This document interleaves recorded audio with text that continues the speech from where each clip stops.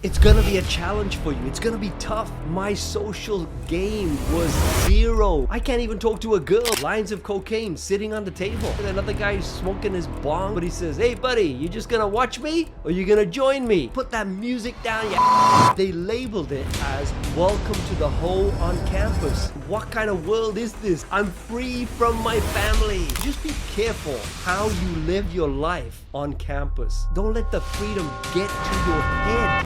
When my son was thinking of going to university, he came to me and he started asking me some questions. And would you believe I had absolutely no idea what to tell him? I didn't know what to tell him to expect when he goes to university or college. I didn't know whether he should be living at home or whether he should be living on campus. I didn't know nothing. If you know what to expect at university when you go, you can better prepare yourself to get everything out of it. And what I realized was that there's actually four main purposes of going to university or college. And so many people, they only know the one purpose, which is, I want to get my degree. So that is the main purpose, is to get that piece of paper so that they can have a better, higher paying job. That's the number one purpose. But there are three other purposes that so many people don't even think about. The second purpose is to make connections and build lifelong friendships. So many people, they don't focus on making connections, and as a result, when they come out, they have a tough time finding a job because you need somebody to open that door. You're gonna spend so much time with your friends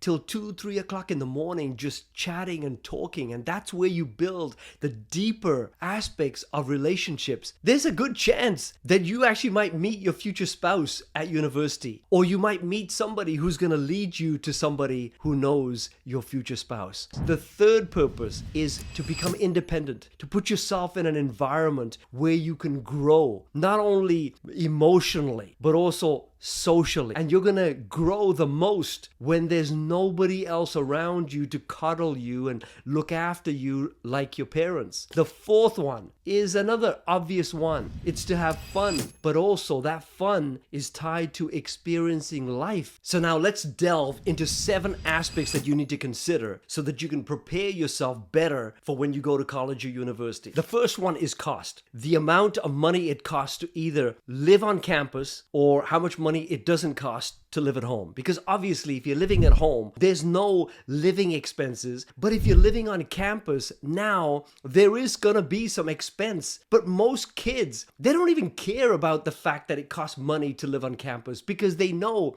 either their parents are going to pay for that living expense, or they can take that living expense and just add it to their student loan and worry about it later. It doesn't affect their decision on whether they should live at home or whether they should live on campus. The second aspect that we need to consider is family responsibilities. Is there a situation at home that requires you to stay at home rather than to live on campus? And in my case with my son, I said to my son that, look, I know that you're about to go to university and you have a decision to make. Are you going to live at home or are you going to live on campus? And I said to him, while you're making that decision, I want you to consider this fact. You have grandparents living with us in the house and they're getting old, especially your granddad. And we don't know how long he's going to have. I want you to consider living at home. It's totally your choice. I'm not saying you have to stay at home, but I want you to consider staying at home versus living on campus. If it's not a big deal to you, I would much rather you stay at home so you can keep that relationship with your grandparents. But it's your choice in the end. So I want you to decide whatever's good for you. And would you believe he actually decided to stay home to keep that relationship with his granddad? And so did his younger brother. He also did the same thing. But it was their choice. So before you make that decision of whether you're going to stay at home or go on campus, just consider, is there a family responsibility that you need to uphold? The third aspect that we need to consider is life after class. So now imagine you go to university, you do your class, and then if you're living at home, you're coming home to the comfort and security of your parents' home, surrounded by your family. So you're not exactly going to be cooking and cleaning and buying groceries and doing any of that stuff because your parents are going to take care of it. So after class, you're going to come home and basically have more time to study, but you're not going to have the opportunity opportunity to grow as an individual, to be able to buy your own groceries, cook your own meals, do your laundry, to clean or whatever. You're not doing any of that stuff, which you would have been doing if you were going to university and living on campus. If you're on campus, after class, you're coming back to your room. There's nobody there to cook your meals, to buy your groceries, to do your laundry, to do anything for you. You're going to have to do it yourself. And so at this particular point, you're going to fulfill purpose number 3, which is to become independent, because nobody's going to do any of this stuff for you. You got to do it yourself. You know how to look after yourself rather than being an adult baby. So aspect number 4 is conflict resolution. Now, if you're living at home, obviously you're not going to have much conflict because the people that you're living with, you've lived with them all your life. So there's not going to be much conflict there. But if you're living on campus now with a bunch of strangers, there's a chance that there's going to be some conflict that you have to diplomatically get through. Now imagine you're sitting there, it's late at night, and you're trying to study and you're trying to focus hard, and your buddy next door, which you don't even know, he's got his music on full blast and he's not using his headphones, he's just using his speakers and he's listening to the music, and you're thinking, man, I can't study. Now, how are you going to react? Are you going to lose your cool? You're going to get out of your room, smack on his door and say, put that music down, you asshole? Is that what you're going to do?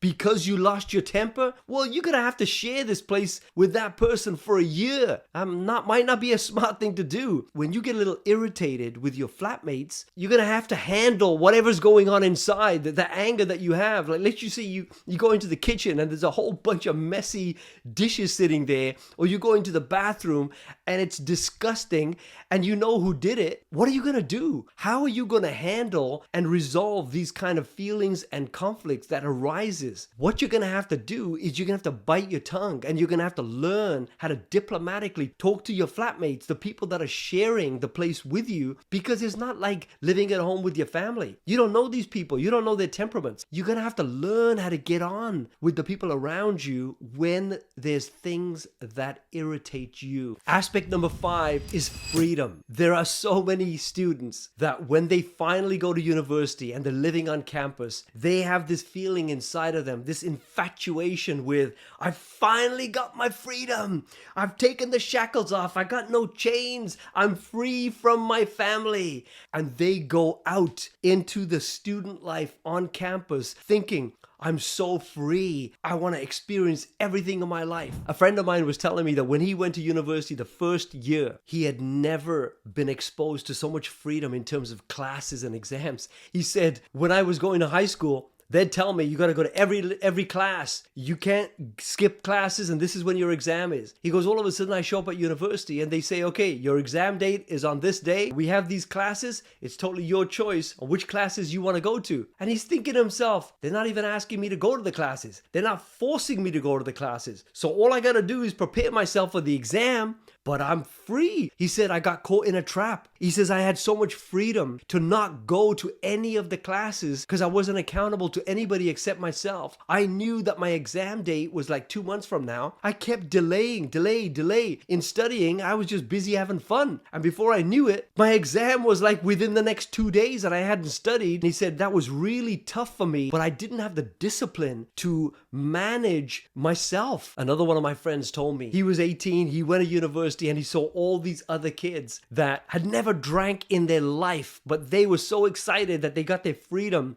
and they're on campus. And literally the first week when they headed to the bars, they had never even drank a beer. But now they had this thing in their head of this infatuation with their freedom. They finally got it. That they can drink, they can do whatever they want to do because they're not at home. They'd start drinking, but they didn't know their limit. And before you know it, so many of them got pissed. And he said, when we come out of the bars, he said, I saw kids just collapsed on the ground, just on the campus, outside the bars, just lying there because they were so drunk. And so you got to be careful that even though you want to be free, don't let the freedom get to your head. He also told me that in the first week or two, he was invited to some of these parties. And when he went to the parties, these kids were so infatuated with getting their freedom. And some of these kids who had a little bit extra money, they brought drugs in there. And he says he'd walk in and he'd see them. Lines of cocaine sitting on the table, and people were doing cocaine over there. Another guy's smoking his bong, and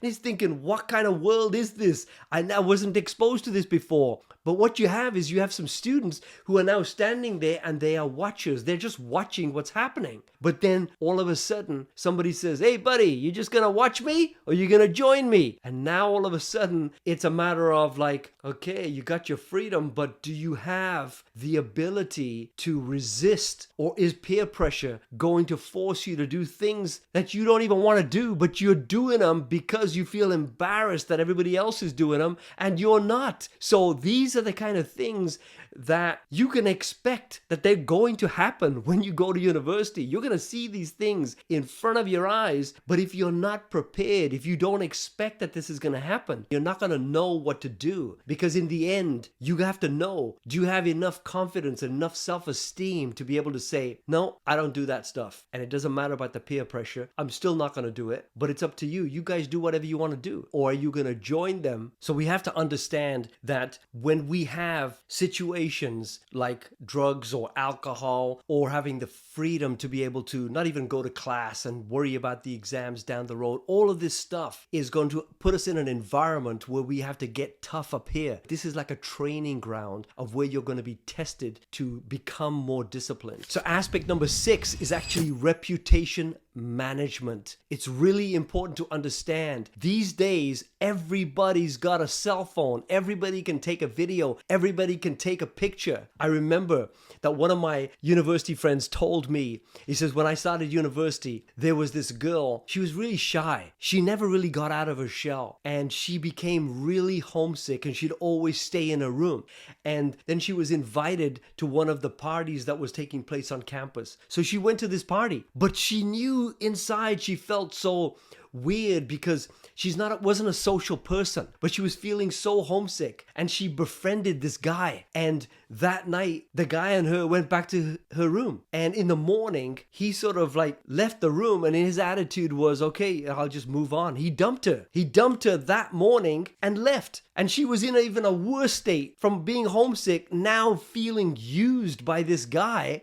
And then a couple of weeks later, that guy's buddy had heard what had happened, and then he tried his luck because he knew she was lonely. And he did exactly the same thing. He ended up in her bedroom, and then the next day, he dumped her. And then what these idiots did was they took a picture of her and they posted it on social media and they labeled it as "Welcome to the Hoe on Campus," and literally destroyed her emotionally and obviously physically. When she saw this picture, she couldn't believe everybody knows what these guys did, and it devastated her. It was the most disgusting things these guys could have done, and she never made it through that university. She just left. She quit. So the fact is, we have to be careful that everything that we do at university when we're on these campuses, we're being watched by Big Brother social media. Whatever you're going to do, if you're comfortable in being videotaped or photographed, then that's fine. But if you are not comfortable, then you may want to think twice about doing it, because that reputation, once it goes on the internet, it's going to be there forever. So just be careful how you live your life on campus. Aspect number 7 is stay focused on what your purpose is when you go to university. I've met so many university students that have told me that their life at university, their experience at university for those 4 years was one of the greatest adventures of their life. They had built the closest relationships that they could ever imagine because they were living on campus. They were sitting there night after night after night till maybe 2 or 3 o'clock in the morning, building such deep relationships with their friends because they were always there together with them. That experience of them doing that for 3-4 years on campus had turned out to be the greatest experience of their life. So my advice to you is, if you're thinking of going to university and living on campus, is to never forget and always remember the 4 purposes of going to university. Number 1 is to get that degree, that paper, the certificate, the diploma, because that is the number 1 purpose of why you're going there. Number 2 is to make connections and to build strong, lifelong friendships, which are eventually going to lead to a better career. It's going to open doors in the future. Number 3 is to become independent, to become disciplined, emotionally and mentally strong. And number 4 is to have fun and experience life, to experience a culture of diversity and meet people of every race, religion, creed, every different type of person that you don't normally associate with. This is going to be an amazing experience if you have the confidence, the social skills, and the willingness and the determination to get out of your comfort zone and build friendships. Good luck.